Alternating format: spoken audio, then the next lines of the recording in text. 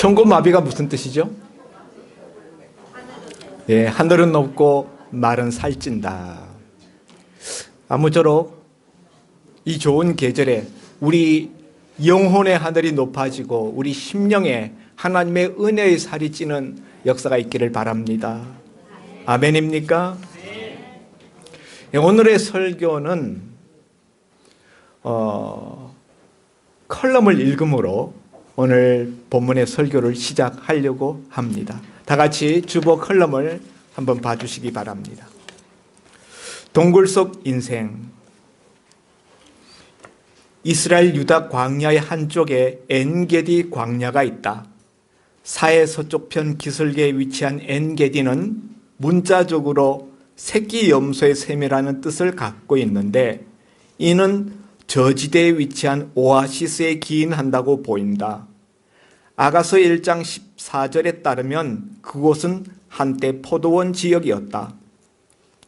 그러나 위쪽 높은 곳엔 접근하기 어려운 바위들이 천년 요새를 이루어 우뚝 솟아있고 가파르고 험한 계곡과 깊은 동굴이 많은 지역이다. 20세기 중엽에 고대 사해 사본들이 이 엔게디 지역 동굴들에서 발견되었다. 그야말로 도망자가 몸을 숨기기에 안성맞춤인 곳이 엔게디 동굴이다. 동굴들 중 일부는 다윗과 그 추종자들이 발각되지 않고 충분히 숨어 있을 정도로 그 규모가 크고 깊다. 사울 왕에게 쫓기던 다윗과 그 일행들이 엔게디의 한 동굴에 숨어 있다. 그런데 다윗을 잡으려고 쫓아오던 사울이 마침 다윗이 숨어 있는 그 동굴을 향해 올라온다. 수행원도 없이 홀로 다가온다. 숨어 지켜보던 다윗 일행이 의아히 여기며 긴장한다. 바로 사무엘상 24장 기사다. 설마 그리로 올까 했는데 점점 더 가까이 온다. 다윗 일행은 동굴 속 더 깊은 속으로 숨어든다. 설마 했는데 사울이 다윗이 숨어있는 그 동굴로 정확히 들어온다. 어둠 속에서 사울은 다윗이 거기에 숨어있는 것을 알지 못한 채 바로 다윗 앞에서 용변을 본다. 다윗의 목숨을 빼앗으러 악착같이 쫓아온 사울이 본의 아니게 제 발로 자기 목숨을 다윗의 손에 맡긴 꼴이다. 희극이 따로 없다. 이것은 우연인가? 아니면 하나님의 인도인가? 10분 전만 해도 사울 왕이 자기 생명을 다윗 손에 맡기게 되는 일이 일어날 줄 다윗이 짐작이나 했겠는가? 짐작조차 못했을 것이다. 사울 왕도 이런 일이 생길 줄 꿈에도 몰랐을 것이다. 사울은 그런 일이 벌어지고 있는 중에도 이를 알지 못했다. 이 일이 지나고 나서 나중에야 비로소 자신의 생명이 한순간 다윗의 손 안에 있었음을 알게 되었다. 이것이 인생이다. 우리는 모두 한치 앞을 내다보지 못한 채 살아가는 동굴 속 인생들이다. 어떻게 살아야 할까? 미워하며 살지 말고 사랑하며 살자. 인생은 언제든지 역전될 수 있다. 제가 오늘 이 주보 칼럼을 읽은 이유는 제가 오늘 이 본문의 상황을 가지고 설교할 것이기 때문입니다. 사울 왕에게 10년 가까운 세월 쫓김을 받던 다윗이 또 그 일행들이 유다 광야 한쪽에 있는 엔게디 동굴이라는 곳에 숨어 있을 때 되어진 한편의 일화를 오늘 사무엘상 24장은 우리들에게 소개하고 있습니다. 그러나 설교의 요지 또 설교의 방향은 제가 오늘 읽은 칼럼과는 다른 것입니다. 오늘 본문을 가지고 우리가 나눌 은혜의 제목은 믿음의 명인 다윗이라는 제목입니다. 설교 제목이 뭐라고요? 예, 믿음의 명인 다윗입니다. 오늘 컬럼을 통하여서 오늘 이 본문에 대한 배경을 여러분께서 대충 인식하셨을 것입니다. 다윗 일행이 사울 왕의 추적들을 피하여서 숨어있는 와중에 바로 그 다윗이 숨어있는 동굴로 사울 왕이 용변을 보러 들어왔다 하는 것입니다. 엔게디라는 지역에는 여러 동굴들이 많이 있는데 하필이면 사울 왕이 용변을 보러 다윗이 숨어 있는 바로 그 동굴로 찾아 들어올 게 찾아 들어오는 게 뭡니까? 이게 우연일까요? 아니면은 어떤 하나님의 섭리일까요? 성경 본문에는 거기에 대해서 설명하고 있지 않습니다. 하여튼 그렇게 사울 왕이 그리로 들어왔어요. 숨어있는 다윗 일행의 입장에서는 얼마나 마음이 조마조마했겠습니까? 사울 왕이 설마 그리로 들어올까 싶었는데 정말 그리로 들어온 거예요. 그 동굴 안에 들어온 사울 왕은 그 안에 깜깜한 환경에 금방 적응이 되지 않아서 동굴 안에 누가 숨어 있는지 잘 보이지도 않았고 또 그런 관심도 없었습니다. 설마 거기 누가 숨어 있으리라는 생각을 못했던 것이죠.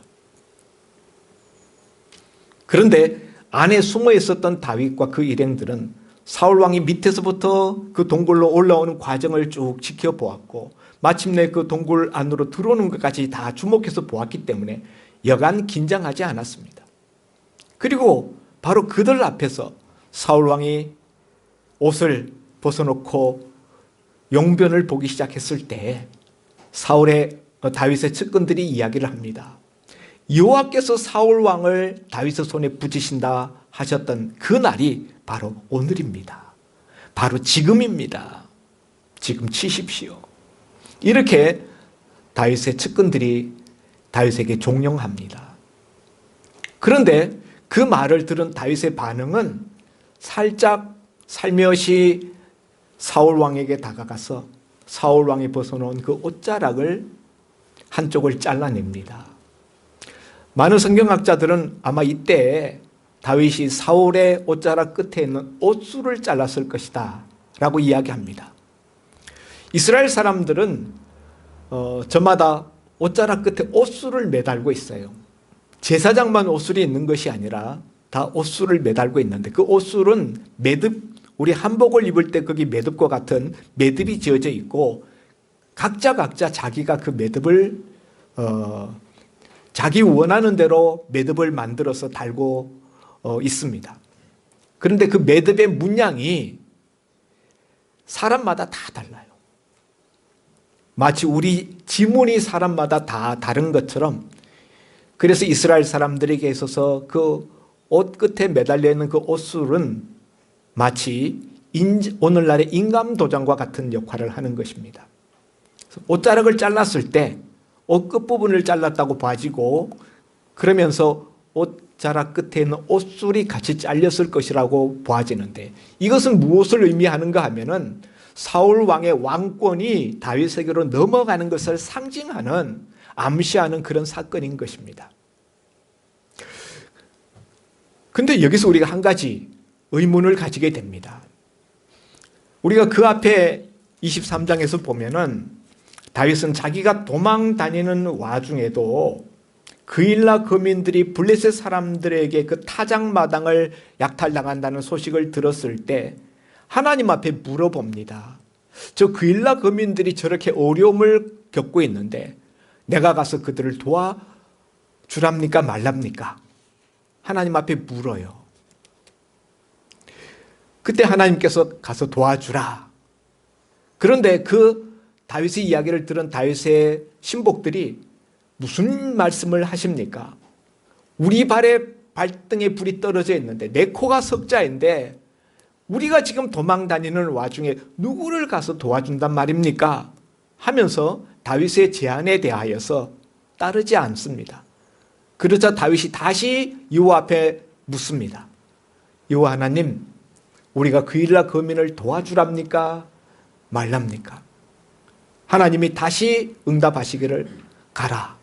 가면은 블레셋 군사들을 내 손에 붙이겠다. 그래서 하나님의 재차 응답을 받고 자기 부하들을 설득합니다. 하나님이 2번씩이나 확실하게 응답하여 주셨으니 우리가 여호와의 말씀을 쫓아서 가서 그일라 거민들을 우리가 구하자. 그래서 블레셋 군사들과 싸워서 그 그일라 성읍 사람들을 구원해내는 이야기가 나옵니다. 그 이후에 사울 왕이 다윗이 그일라 성읍에 있다는 소식을 듣고 군사들을 이끌고 그일라 성읍으로 내려올 계획을 짭니다. 그런데 그 첩보가 다윗에게 들어옵니다. 다윗이 다시 하나님 앞에 묻습니다. 사울이 과연 군대를 거느리고 그일라 성읍으로 내려오겠습니까? 여호와께 다시 묻습니다. 여호와께서 내려오리라. 다윗이 그 대답을 듣고 다시 또 하나님 앞에 묻습니다. 과연 사울이 군대를 몰고 그일라 성읍을 에워싸면 그일라 성읍 사람들이 나와 우리 일행들을 사울 왕의 손에 내어줄 것입니까? 여호와께서 내어준다. 이렇게 응답하십니다. 이런 이야기를 듣고 다윗이 거기에서 그일라 성읍에서 빠져나와서 지금 숨은 곳이 바로 이 엔게디 동굴인 것입니다. 이렇게 다윗은 일거수일투족에 대해서 하나님 앞에 일일이 묻고 행동하였던 것을 우리가 봅니다. 다윗이 그렇게 매사를 하나님 앞에 묻게 된 그 이유는 바로 그 앞장에 다윗이 자기에게 도피하여 들어온 놉 땅에 유일하게 살아남은 제사장 아비아달이 대제사장의 의복 에봇을 가지고 왔기 때문에 그 에봇 안에 흉패가 있고 그 흉패 안에 들어있는 우림과 둠밈의 두 보석을 통하여서 하나님이 공식적으로 하나님의 뜻을 물을 수 있도록 공인된 하나님의 뜻을 묻는 방식, 우림과 둠밈, 그것을 제사장 아비아달이 다윗에게 가지고 왔기 때문에 아비아달 제사장이 온 이후로 다윗은 매번 그를 통하여서 이 우림과 둠밈을 통하여서 하나님의 뜻을 물을 수가 있었던 것입니다. 자, 그렇다면 여러분 한번 생각해 보십시다. 오늘 지금 다윗이 숨어있는 그 동굴로 사울 왕이 들어왔어요. 지금 자기 손안에 든 격입니다. 얼마든지 죽일 수 있어요. 다윗과 600명이 그 동굴 안에 숨어 있어요. 혼자 용변 보고 있는 그 사울 왕은 전혀 무방비 상태입니다. 사울을 죽이고 그 왕권을 차지할 수 있는 절호의 기회입니다. 이런 중차대한 순간에 다윗이 하나님의 뜻을 물어야 하지 않겠습니까? 여러분, 우리는 어떤 때 하나님의 뜻을 묻지요? 인생의 정말 중요한 순간에 정말 우리 운명을 가를 수 있는 중요한 그런 일이 우리에게 닥친다 그러면 우리는 그때 하나님 앞에 나가서 기도의 제단을 쌓고 하나님의 뜻을 묻는 것입니다. 다윗의 인생에 있어서 제일 중요한 일이 무엇일까요? 오늘날까지 살아오면서 선지자 사무엘로부터 기름 부음을 받고 내가 장차 이스라엘 왕이 되리라 라는 말씀을 들었는데 지금 그 말씀을 현실로 이룰 수 있는 절호의 기회, 절호의 찬스가 생겼습니다. 그러면은 마땅히 이제까지 다윗이 행해온 바를 우리가 생각해 볼 때 하나님, 지금 사울 왕이 제 눈앞에 있습니다. 제가 칼로 칠합니까? 하나님이 주신 왕 될 기회가 지금입니까? 하나님 앞에 마땅히 물었어야 되지 않을까요? 다윗의 측근들은 여호와께서 말씀하신 바로 지금이 그 순간입니다. 하나님이 말씀하셨던 바로 여호와께서 당신에게 이르시기를 내가 원수를 내 손에 맡기리니 내 생각에 좋은 대로 그에게 행하라 하시더니 이것이 그날이니이다. 이렇게 다윗의 측근들이 다윗에게 여호와께서 이렇게 하시는 것이라고 말하는데요. 과연 그러한지 하나님 앞에 물어봐야 되지 않겠습니까? 그런데 다윗은 하나님 앞에 묻지 않습니다. 하나님 앞에 물어보지를 않아요. 세상 사람들은 이런 때 어떻게 합니까? 세상 사람들은 이런 절호의 기회, 자기에게 유익이 되는 절대 기회가 이렇게 자기에게 찾아오면은 하나님 앞에 안 묻습니다. 왜요? 자기 원하는 대로 자기 욕망대로 하고 싶어서 하나님 앞에 묻지 않죠. 하나님 앞에 물을 것도 없어요. 그냥 칼로서 사울을 쳐서 죽입니다. 그 기회를 잃어버리지 않으려고 선뜻 내달립니다. 움켜줍니다.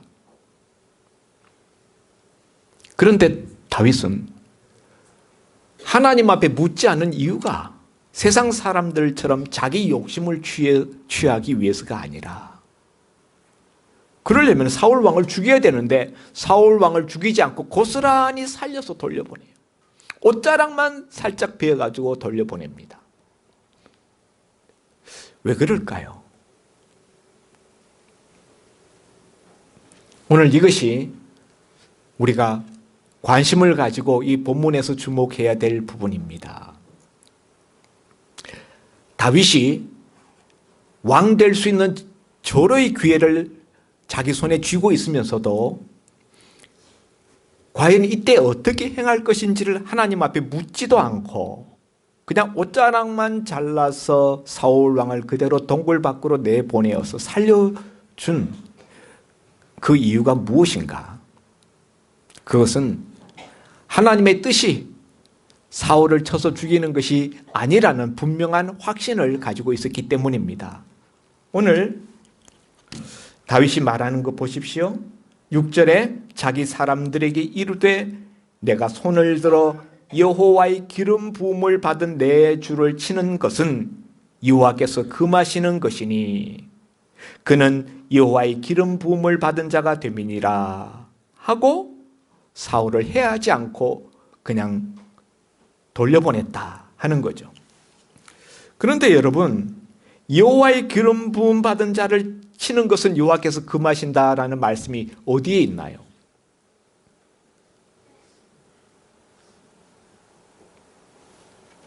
앞에 보면은 다윗의 신복들이 오늘이 여호와께서 사울을 다윗 손에 넘긴다고 말씀하셨던 바로 그날입니다. 이렇게 말하는데요. 사실 그 말도 앞에 찾아보면 그런 말이 없어요.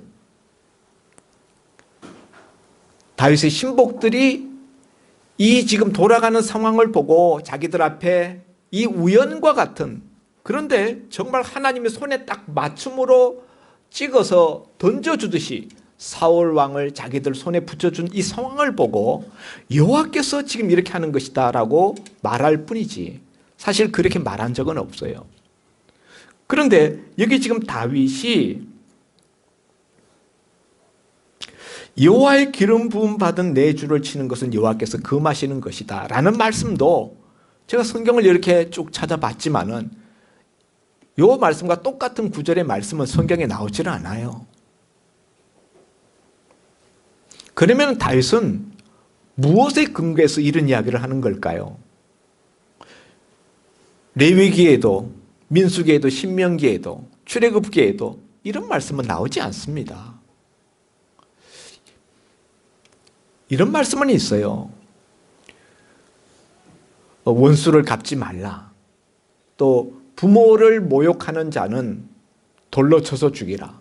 이런 말씀들은 있습니다. 그렇지만은 여호와의 기름 부음 받은 자를 치는 것은 여호와께서 금하시는 것이다. 이렇게 정확하게 나와 있는 구절은 없다는 거예요. 그러면은 다윗은 왜 이런 말씀을 하는가? 어떻게 이런 말을 하는가?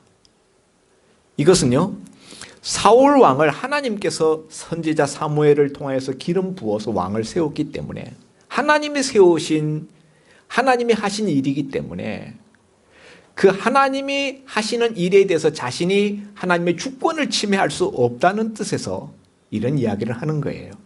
의미적으로 딱 이렇게 말씀한 구절이 있어서가 아니라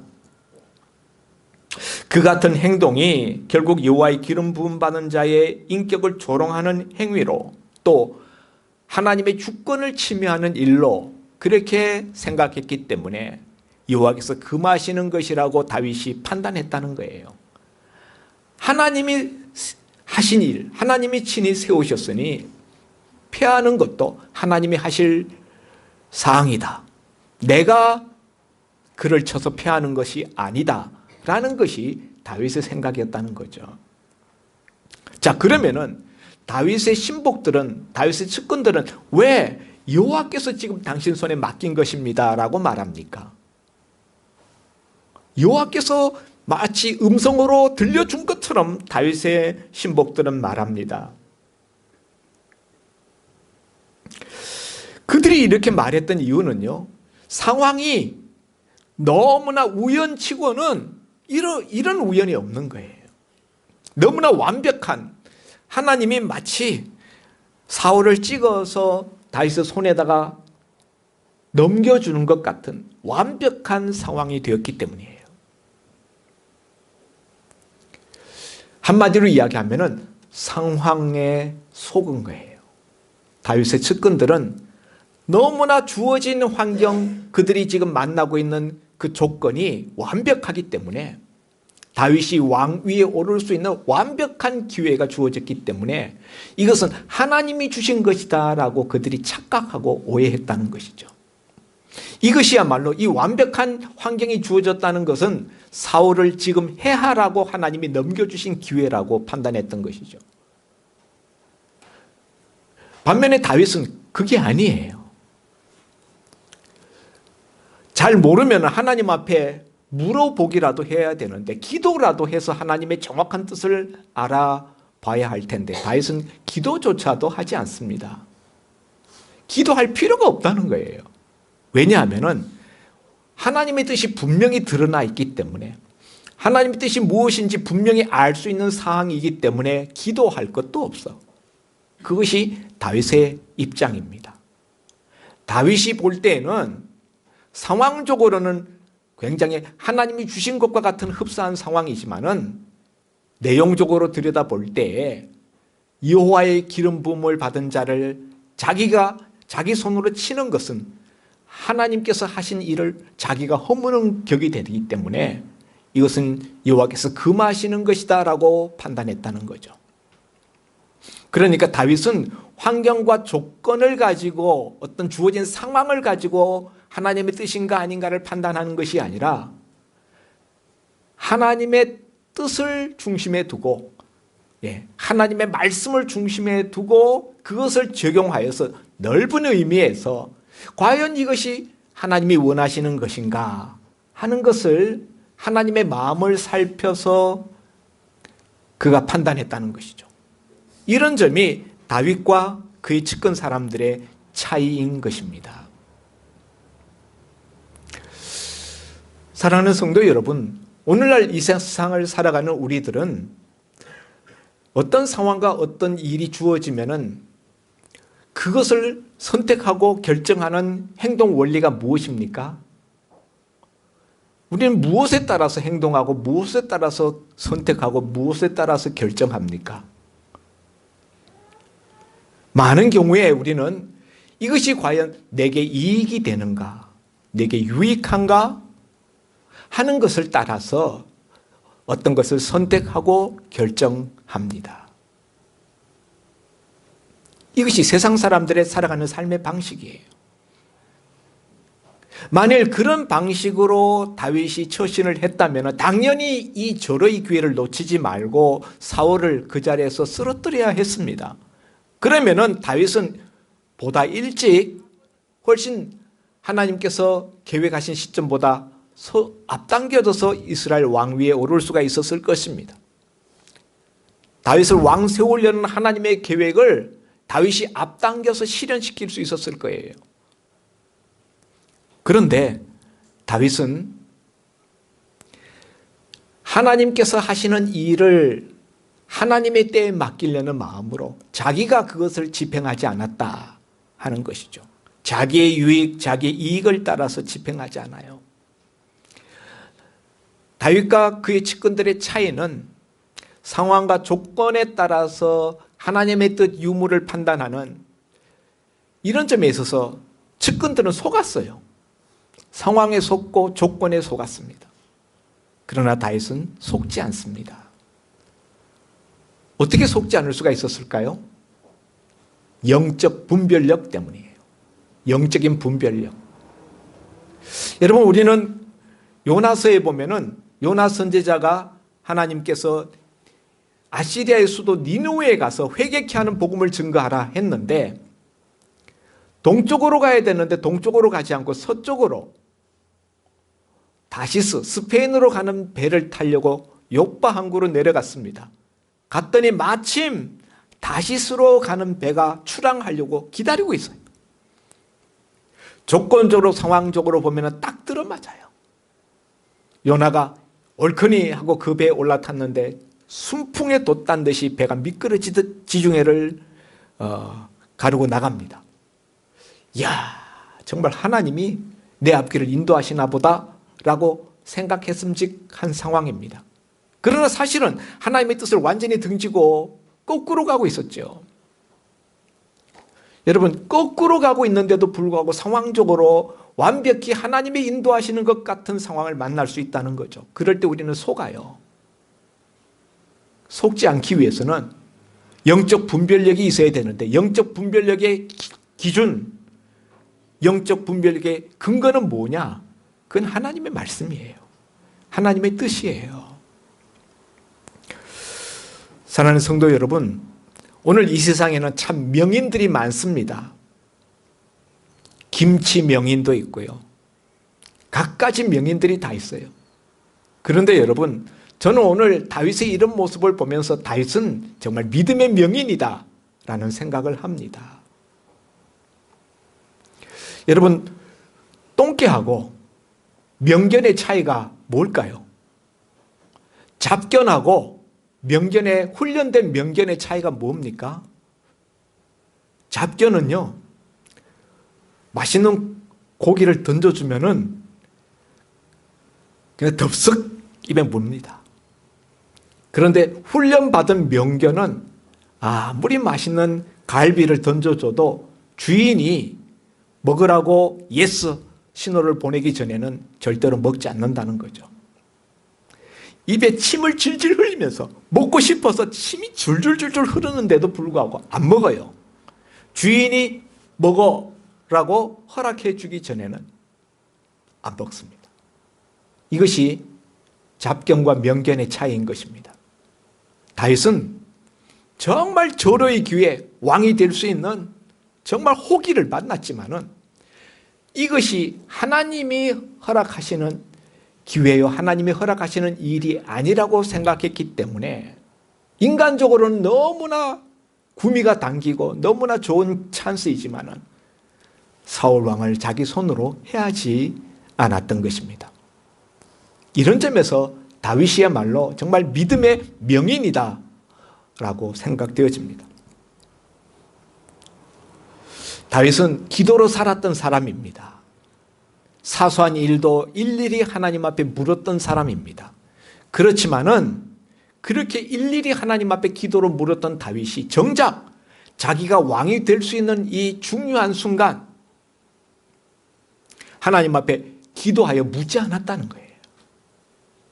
왜냐하면 명백하게 하나님의 뜻이 아닌 것이라고 판단되어진 사항이었기 때문에 사울 왕을 치는 것은 하나님이 금하시는 것이라고 생각했기 때문에 하나님이 세우신 사람이기 때문에 내가 치는 것은 옳지 않다, 하나님이 원하시는 뜻이 아니다라고 판단했기 때문에 그것 가지고 하나님 앞에 물어볼 것도 없다라고 생각해서 하나님 앞에 기도조차 하지 않았던 것입니다. 여러분, 이런 점에 비해서 발람 선지자는 모압 왕 발락이 제시하는 그 좋은 조건, 부유한 재물들, 높은 지위 이런 것들에 욕심이 끌려서 이스라엘을 저주하도록 요청하는 그 요청을 들어주려고 계속 하나님 앞에 물어보고 하나님 앞에 계속 기도하는 거짓 선지자 발람의 모습을 봅니다. 하나님이 원하시지 않는다는 것을 알고 있어요. 이스라엘을 저주하지 못하게 한다 하는 걸 알고 있으면서도 발락 왕이 이끄니까 가서 여기서 기도해라 그러면 여기서 또 기도하고, 저기 가서 기도하자 그러면 또 저기 끌려가서 또 하나님 앞에 기도하고. 하나님이 원하시지 않는다는 것을 알면은 기도할 것도 없는 거예요. 그런데 자기 욕심에 이끌려서 그 욕심으로 기도하고 있는 그 발람 선지자의 모습과 다윗의 모습은 너무나도 대별되어지는 것입니다. 성숙한 신앙인은 어떤 사람입니까? 기도로 살지만은 무엇이 하나님의 뜻인가를 명백히 구분할 수 있는 능력이 있는 사람이요. 그리고 하나님의 뜻이 아니라고 정확하게 판단되어지는 상황은 기도하지 않고 그것을 행하지 않는 사람. 그것이 성숙한 믿음의 사람인 것입니다. 아울러 오늘 본문의 다윗을 통해서 우리가 발견하게 되는 성숙한 믿음의 명인의 모습은 자기 한 사람이 하나님의 뜻대로 하나님의 말씀대로 사는 것에 끝나는 것이 아니라 자기의 측근, 자기 사람들, 다윗과 함께 있는 그 부하들에게도 사울을 치지 못하도록 그렇게 만들었다는 사실이죠. 여러분, 우리가 믿음의 명인들이 되기 위해서는 나 한 사람이 하나님 앞에 하나님의 뜻을 붙들고 그것이 내 삶의 원동력이 되고 내 삶의 표대가 되는 것으로 국한될 것이 아니라 내 사람들, 하나님이 내게 붙여준 사람들, 내 가족들, 내 자녀들, 내 친구들, 나의 직장 동료들, 그 사람들도 함께 하나님의 뜻으로 그들 삶의 표대를 삼아서 살 수 있도록 만드는 것, 그것이 바로 믿음의 명인의 모습이다 라고 생각되어집니다. 여러분, 세상 나라가 죄와 부패 속에 점철되어져 가고 있는 이 시대 속에서 하나님의 뜻과 하나님의 공의, 하나님의 선하신 뜻을 따라서 이 세상 나라 가운데 하나님의 나라를 세워가는, 하나님의 뜻을 펼쳐가는 다윗과 같은 믿음의 명인들이 다 되실 수 있기를 주의 이름으로 축원드립니다. 기도합니다.